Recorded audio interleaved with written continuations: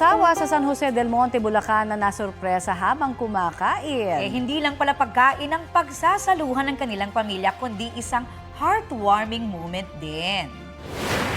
Sabi ng 12-year-old na batang si Kurt Gepila sa kanyang mga magulang, "Kayo ang best friend ko." Para sa mag-asawang Fats at Bree, priceless ang sinabi ng kanilang panganay. Sinabi yan ni Kurt habang kumakain sila sa labas matapos ang kanyang graduation. Kwento ng mga magulang ni Kurt, open daw talaga ang kanilang anak pagdating sa kanyang emosyon. Sanay raw si Kurt sa deep talks kasama ang kanyang mama at papa. Ang pamilya Gepila, busog ang tiyan sa pagkain, busog din ang puso sa pagmamahal. 1.7 million na ang views ng video na certified trending.